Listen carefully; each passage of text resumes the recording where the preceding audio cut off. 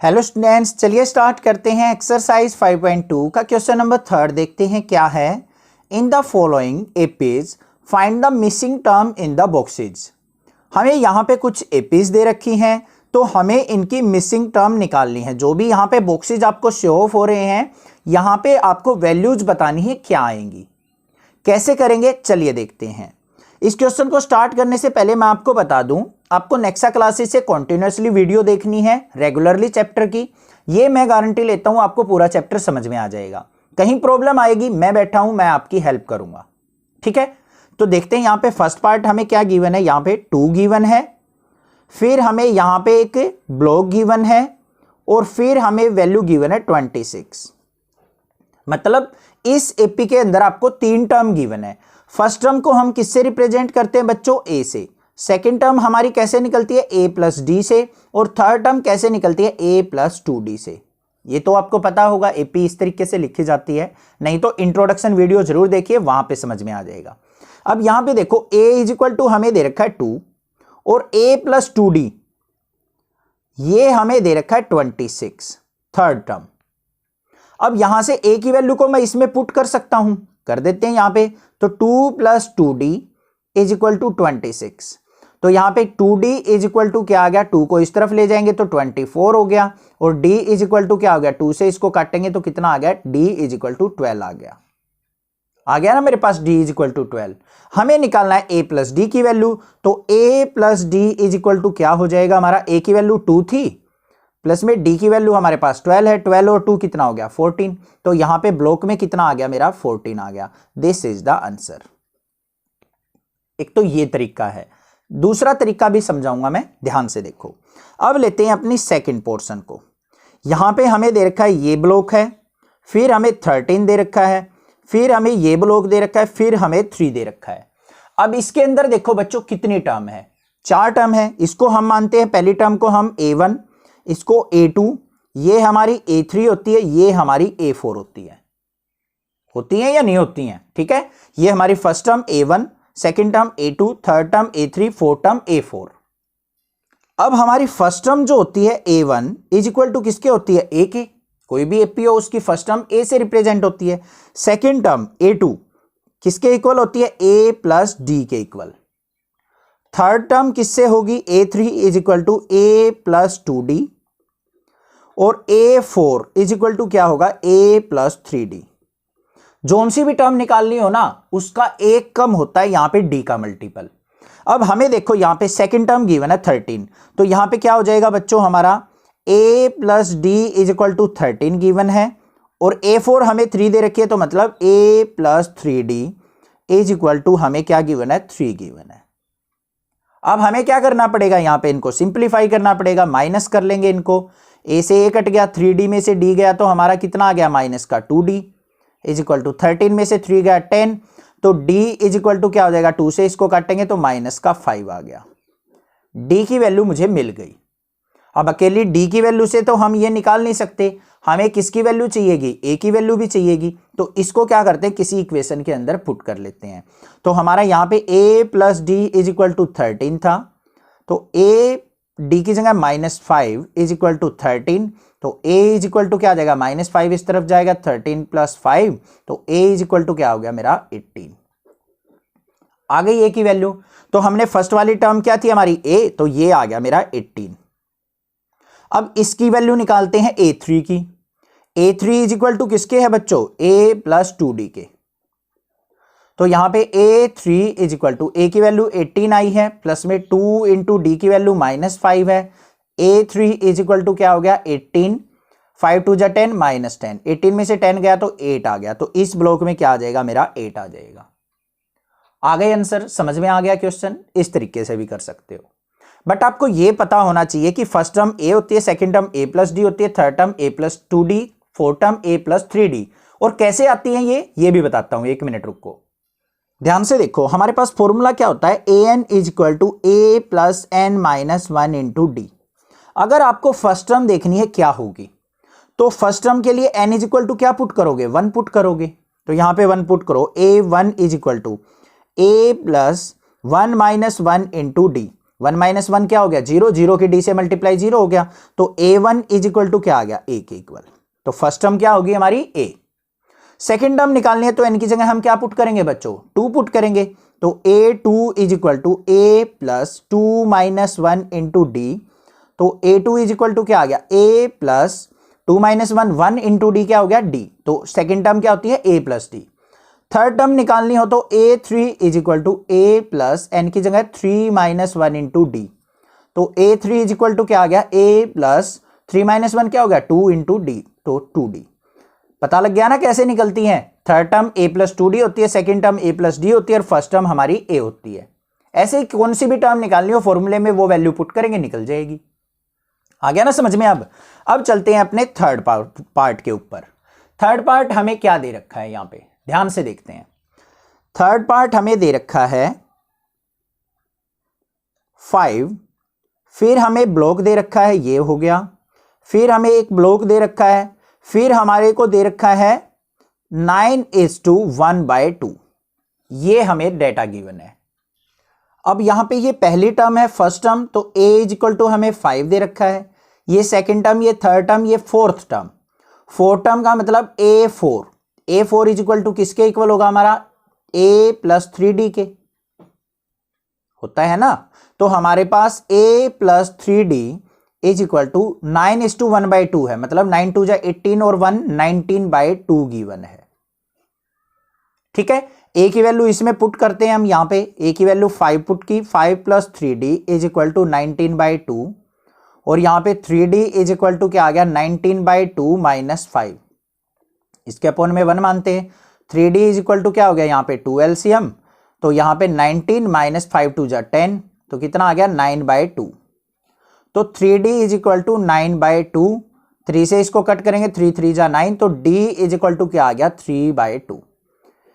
इस वाली एपी के अंदर d की वैल्यू आ गई 3/2।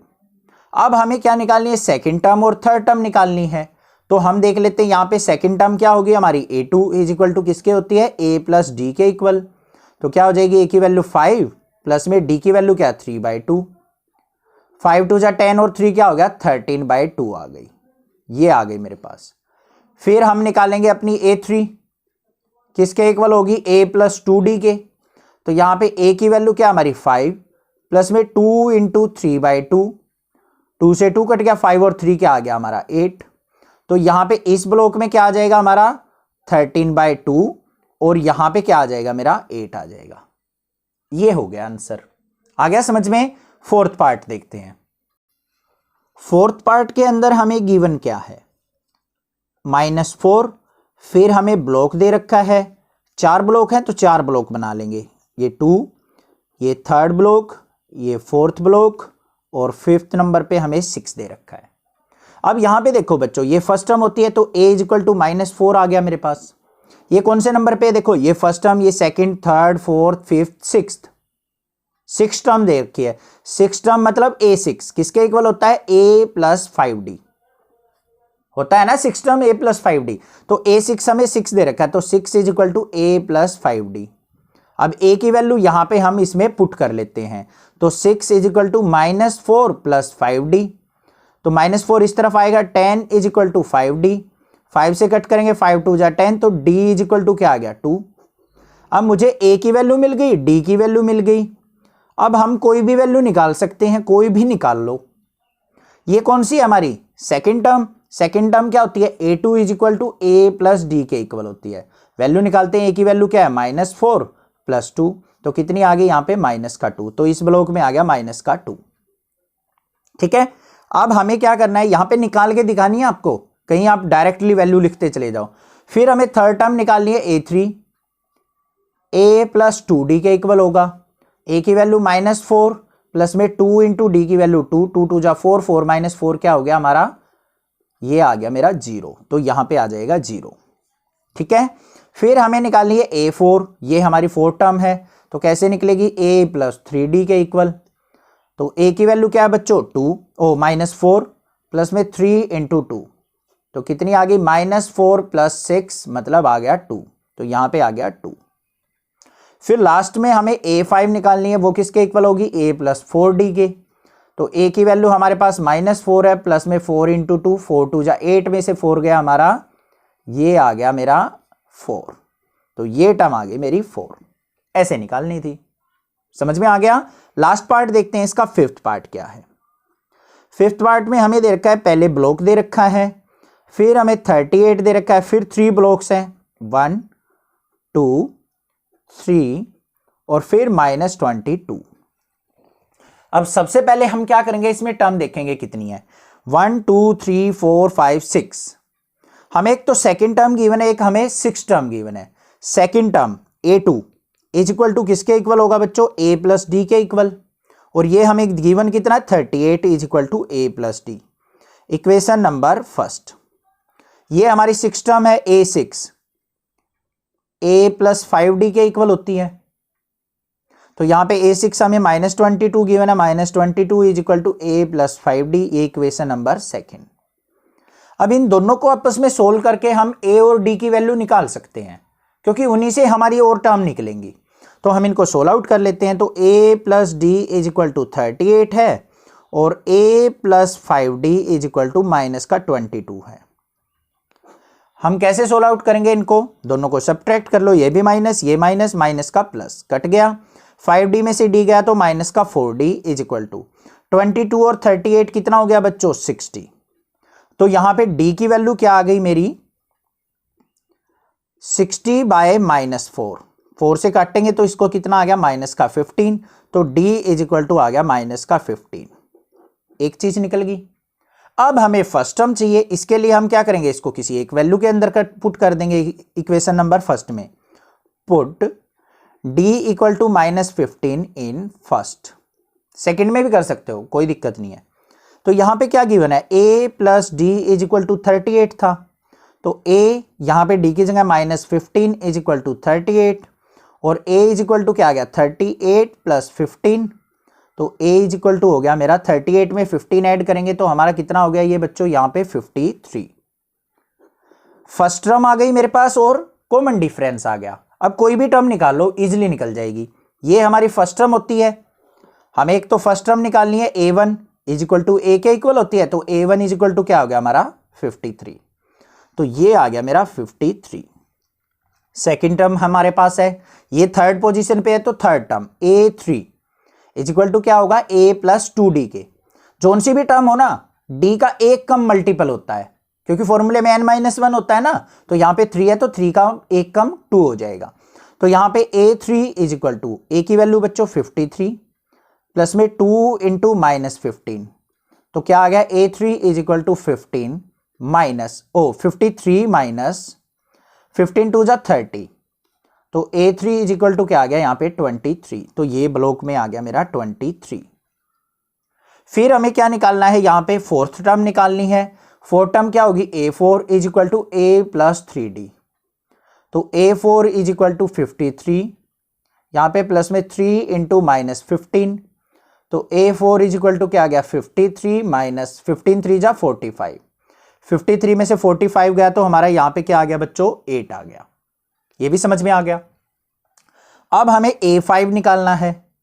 a5 इज इक्वल टू क्या हो जाएगा, a प्लस 4d के इक्वल होगा। तो यहां पे हमारा a की वैल्यू क्या है, 53 माइनस में 3 इंटू, यहां पे प्लस का 4 इंटू माइनस का 15। तो 53 माइनस में प्लस माइनस की मल्टीप्लाई, माइनस 15 4 जा 60। 60 में से 53 गया तो हमारा कितना आ गया यहाँ पे, माइनस का 7। तो इस ब्लॉक में आ जाएगा माइनस का 7। ये आ गई मेरी सारी टर्म। आ गया समझ में कैसे करना है, क्लियर है। पहले हमें a और d की वैल्यू निकालनी है, फिर आपको कोई भी टर्म निकालनी हो वो इजीली आप फाइंड आउट कर सकते हैं। इस तरीके से आपको सोल्व आउट करना है। कोई भी दिक्कत किसी प्रकार की लगे तो आप मुझे कमेंट करके पूछ लेंगे, स्क्रीनशॉट लेके व्हाट्सएप पे शेयर करके पूछ सकते हैं। अदरवाइज चैनल को सब्सक्राइब कीजिए, लाइक कीजिए और शेयर कीजिए। Thank you students for watching your channel. Next class is